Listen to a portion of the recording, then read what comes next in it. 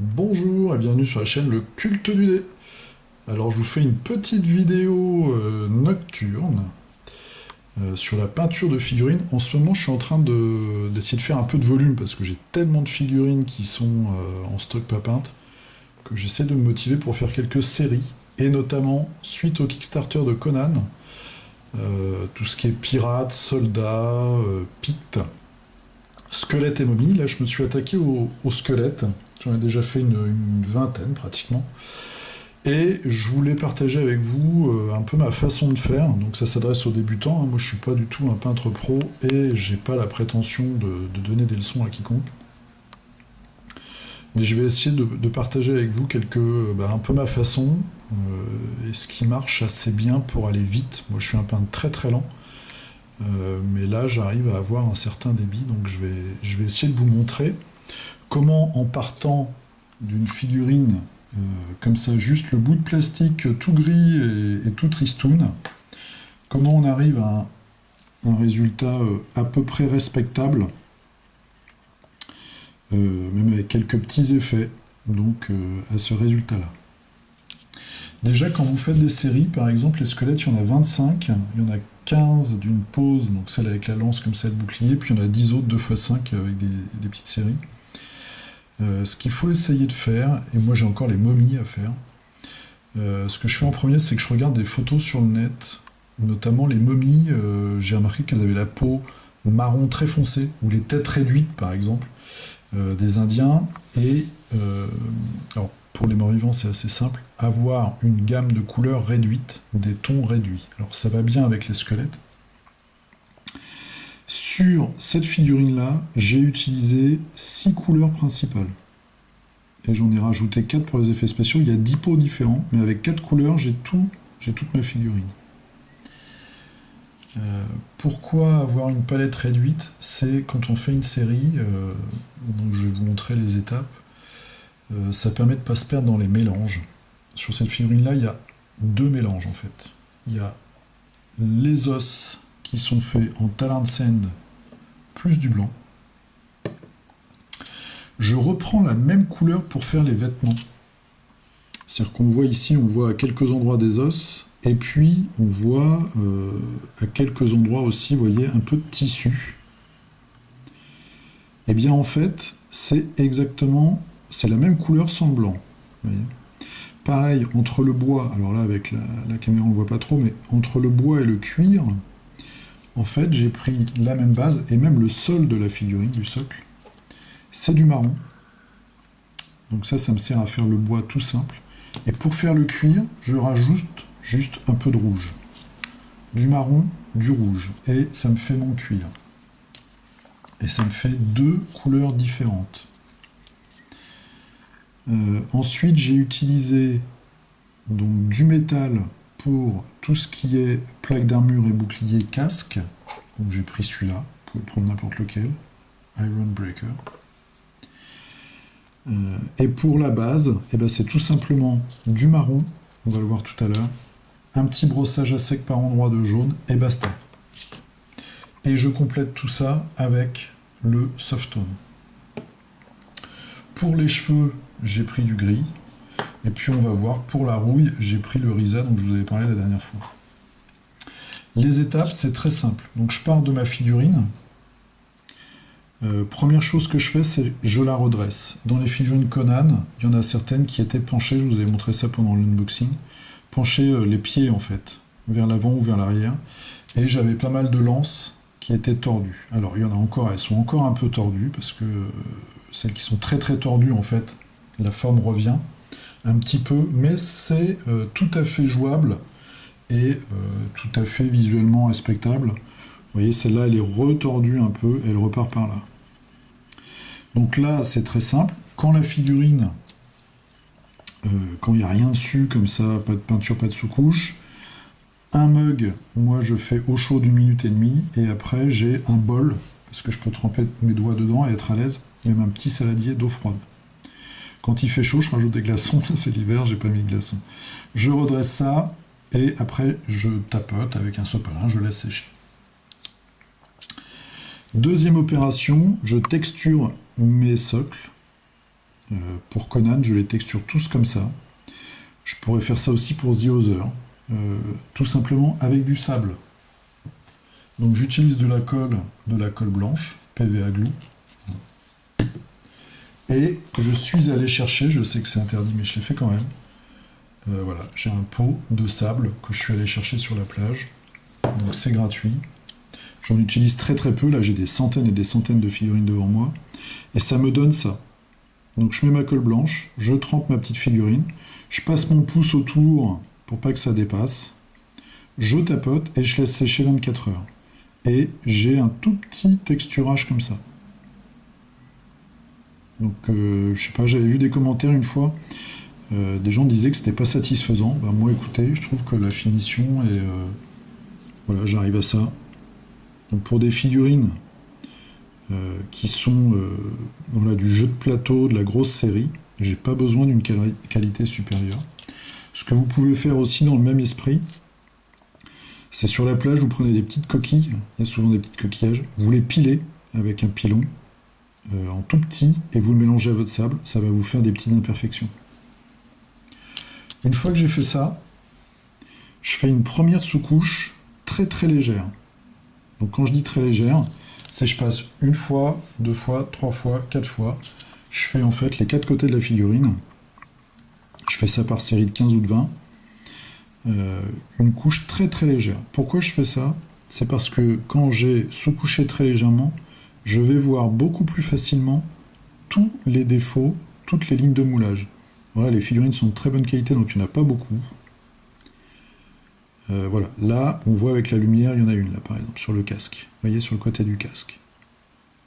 Donc quand on a une petite couleur blanche comme ça, on va le voir plus facilement. Et c'est aussi à ce moment-là, mais on peut le faire avant, où des fois je découpe des trucs pour que mes figurines, parce que je vais en avoir 15 pareils, et un petit peu de variété, ça me prend 20 secondes. Vous voyez, je fais des encoches en fait. Je casse des trucs. Je fais des trous dans l'armure. Il y en a un. Voilà. Je vais couper le bouclier. C'est tout simple, hein, c'est du plastoc, donc allons-y quoi. Je fais une encoche dans le bouclier. Il y en a, je vais leur faire des trous dans le casque. Voilà. Je vais peut-être même casser la lance. Si on a une qui est trop tordue, eh ben, je ne vais pas hésiter à carrément peut-être la couper et avoir un squelette qui se balade juste avec un bout de bois. Ça, des squelettes, après tout, ils sont un peu bêtes. Voilà, donc je fais des petites variations comme ça, et donc je fais mon petit ébardage. Ensuite, tout simplement, je vais passer mes couleurs de base. Le fait d'avoir très peu de couleurs différentes, ça me permet, alors moi je n'arrive pas à les faire grand maximum par 5, mais sinon je les fais par 3 en général. Donc je fais couleur par couleur, et comme on dit d'habitude, j'habille ma figurine. C'est-à-dire que je vais commencer par les os, ensuite je vais faire le peu de tissu que j'ai, ensuite il faut regarder un petit peu la structure de sa figurine. Sur celle-là par exemple, j'ai fait d'abord l'espèce de tablier qu'il a là, comme moi j'ai pensé en cuir fort, le petit brassard, la petite ceinture, et puis après je vais faire tout ce qui est métallique, et enfin je vais finir par le bois. Le fait d'avoir très très peu de couleurs, ça vous permet de les garder sur votre palette, et à la fin, une fois que vous avez fait vos 5 figurines comme ça, de faire les retouches, là où vous avez trop bavé. Parce que moi j'ai pas un tracé très précis, alors on n'a pas besoin d'une grande précision, parce que là c'est de la figurine où on va mettre du shed, et puis bon, c'est des squelettes, ils ont passé des dizaines voire des centaines d'années dans une crypte, donc c'est pas propre. C'est aussi pour ça qu'on peut faire une série comme ça assez rapide. Mais n'empêche que prendre le temps après, sur chaque figurine, 1 ou 2 minutes, avec toute sa gamme de peinture. Donc là, par exemple, j'avais du métal, ma couleur tissu, ma couleur os, et mes 2 marrons. Donc ça fait 4 ou 5 couleurs. Et ben, je fais mes petites retouches. Voilà, il y a un truc qui est pas clean. Hop, j'ai trop bavé, boum, je remets un petit coup. Donc ça, on peut se le permettre parce qu'on a peu de couleurs et surtout on n'a aucun mélange compliqué. C'est au pire c'est une couleur éclaircie en fait, ou alors un rouge, enfin un marron rouge pour faire du cuir ou du bois. Et là, on peut même faire des petites différences parce que, vu que c'est resté très longtemps, on peut avoir des auréoles, des imperfections. Le bois est un peu pourri, donc il y a des endroits où il va être plus foncé, plus clair, etc. Donc on a notre étape comme ça, où on va avoir juste nos couleurs de base, et puis moi je rajoute un peu de résal, un peu de rouille de temps en temps. Ensuite, je peins tout mon socle avec du marron dilué. Une fois qu'il est sec, je fais un petit brossage à sec avec du jaune. Alors du jaune qui pète, hein. Le jaune, voilà, Flash Guides Yellow. Mais vous allez voir, ça flash pas tant que ça.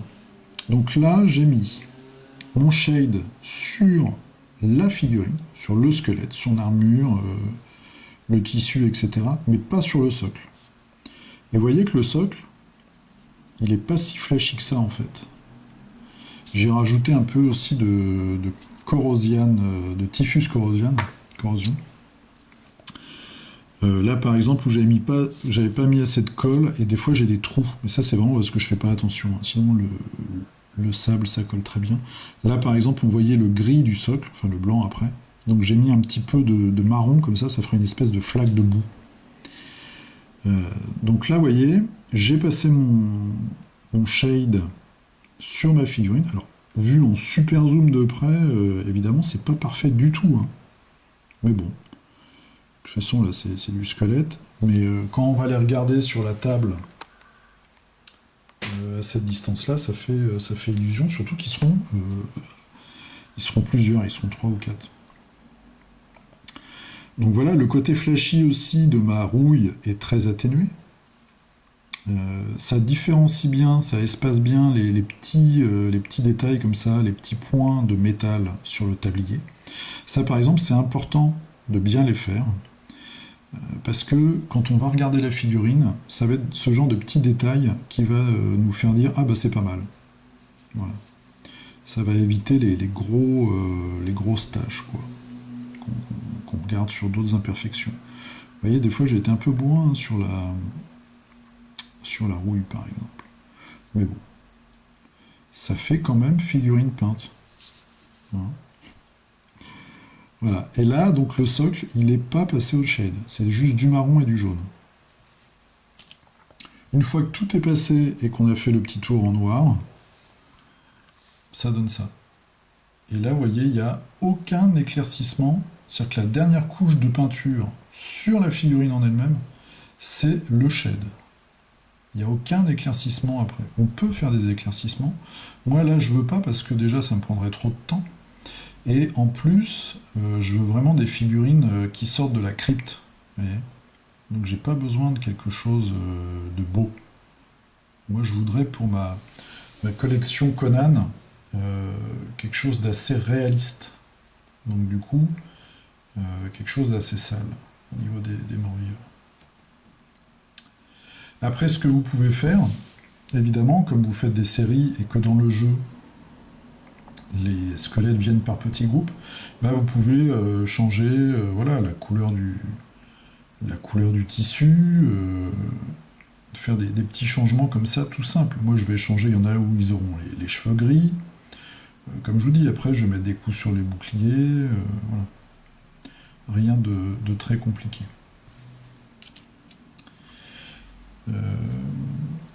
Voilà, bah écoutez, c'était très rapide.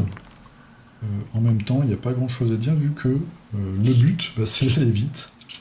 Donc, tout simplement, le petit texturage pratiquement gratuit parce qu'on paye un pot de colle une fois et il nous dure 5 ans, et du sable. Franchement, moi je trouve que ça passe bien. Une première sous-couche très légère pour voir les imperfections, et puis pas hésiter sur des figues plastiques comme ça, à faire des petites rayures. Entraînez-vous sur des figues, voilà. Là, c'est des figues de jeu de plateau, c'est pas des figues de jeu d'escarmouche ou de collection, enfin d'exposition, etc. Allez-y, n'hésitez pas à expérimenter le fait de changer un peu la figurine. C'est tout léger, hein, c'est des petits trucs tout bêtes, mais bon, ça va les différencier quand même. Donc après, on fait ces couleurs de base. Le fait d'avoir une palette très réduite vous permet après de faire des petites corrections et de ne pas vous prendre la tête. un petit coup de shade qu'on laisse bien sécher. Après, des fois, moi, je refais une deuxième couche de shade dans les endroits que j'ai envie d'avoir plus foncé. Pas oublier aussi que la rouille, ou des fois le sang, ou la saleté, peut vous permettre aussi de cacher des petits loupés de peinture. Que vous remarquez qu'à une étape, après, voilà, vous avez passé votre shade, et là, vous dites, merde, là, j'ai fait un truc, j'ai oublié quelque chose. Poum, vous mettez un peu de rouille, vous laissez sécher, vous remettez un coup de shade, et basta. Et puis, ça vous permet d'avoir toute une série de... Voilà, quand on fait des grandes séries, il ne faut pas se prendre la tête. Ça permet d'aller vite et d'avoir un résultat quand même assez satisfaisant. Voilà, bon, je fais ça sans prétention, hein, c'est juste après une soirée de petite peinture pour partager 2-3 petits trucs. Je vous dis à la prochaine, peignez bien, jouez bien, à plus, salut.